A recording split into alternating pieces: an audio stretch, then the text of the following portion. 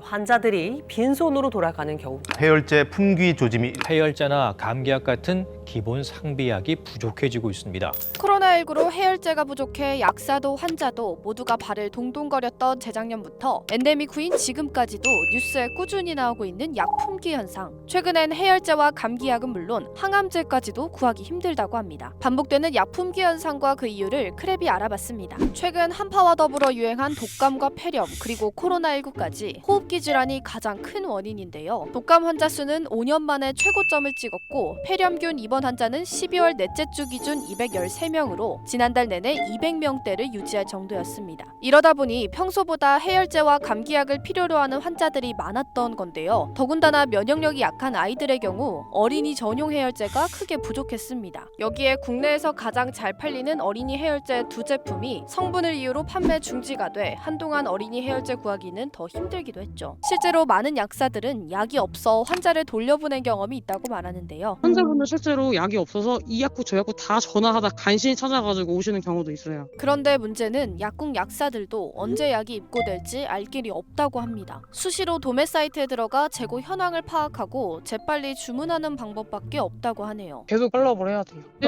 그것도 하루에 거의 몇 번 일반적으로 오전에 한 번 오후에 한 번 이렇게 주문하거든요. 전반적으로 품절량이 정말 많아요. 도매 사이트에 들어갔을 때 그냥 재고 0 인슐린 주사약 같은 것도 많이 가져가시는데 이건 정말 없으면 안 되거든요. 근데 이게 유통이 정말 안 돼요. 진짜 놀라울 정도로 품절량이 많아서 진짜 저희도 너무 궁금해요. 어떻게 이렇게 품절량이 많을 수가 있는지. 이런 현상, 먼저 수요 대비 불안정한 공급 시스템 때문인데요. 우리나라는 한 회사가 다양한 품목의 약을 만들어요. 그러니까 한 회사가 감기약도 만들고 혈압약도 만들고 여러 가지 약을 한꺼번에 다 생산하는 공급을 하고 있는데 상대적으로 만성질환 약에 비해서 감기약들의 가격이 저렴한 편이거든요. 감기약들은 남지 않게끔 최소한의 양만 생산하기 때문에 수요가 지금처럼 독감이 환자가 많이 발생했을 때 양을 공급량이 따라가지 못하는 거예요. 국내 제약회사는 의약품 원료 대부분을 수입에 의존하고 있는데요. 이 점도 약 품귀 현상 원인 중 하나입니다. 특히 코로나에 이어 러시아, 우크라이나 전쟁으로 인해 글로벌 공급망까지 원활하지 않으니 차질이 빚어진 거죠. 항생제 같은 경우에는 수급이 불안정 약들이 몇 가지가 있는데 중국이나 인도에서 생산 공장에 일정의 문제가 생기거나 또는 그런 유통 과정에서 문제가 생겨서 한국에 제때 원료가 도착하지 못하다 보니 생산 일정이 미뤄지는 바람에 품절 현상들이 많이 발생하고 있습니다. 무엇보다 아이들이 먹는 약은 출산율 저하로 국내 제조사가 더 이상 생산량을 늘리지 않고 있는데요. 여러 가지 이유가 겹쳐지면서 이런 사태가 벌어진 건데 해결 방안은 없을까요?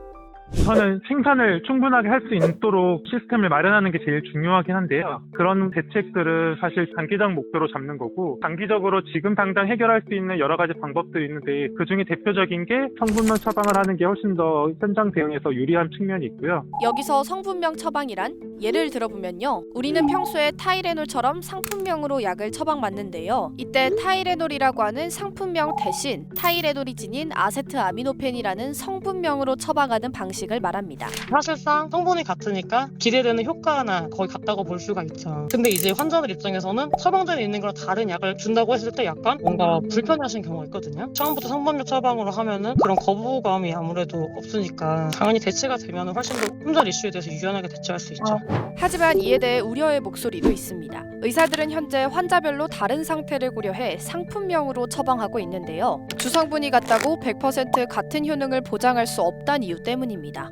이외에 약 공급 현황에 대한 투명하고 빠른 정보 공유도 필요합니다. 약들이라는 게 사실 어느 지역에 약이 쏠려 있는지가 판단이 되기 어려워요. 예를 들어서 소아과 약 같은 경우에는 소아 환자들이 많은 지역이 따로 있고 또 소아 환자들이 적기 때문에 그 약들이 남아도는 경우들이 있거든요. 그러면은 공급 도매상에서 의약품 공급을 잘 원활하게 할 수 있도록 정부가 정보를 투명하게 공개해 준다면은 약국이나 도매상에서 여러 가지 노력들을 해볼 수 있는데 지금은 그런 정보들이 불투명하다 보니까 마지막으로는 필요한 사람이 더 많이 사용할 수 있게끔 사용량 측면에서 조절할 필요가 있다고 생각합니다. 과도한 처방 대신 시급한 환자를 위해 사용량을 조절해야 한다는 겁니다. 약 품절 사태가 계속되자 정부는 해열제와 항생제 약값을 올리고 사재기 집중 단속에 나선다고 밝혔는데요. 미리 약을 확보해놓고 팔지 않는 약국 및 의료기관을 단속해서 필요한 환자에게 제때 약을 주기 위함이라고 합니다. 그런데 이보다 시급한 건 불안정한 공급망을 우선 해결해야 한다는 거죠.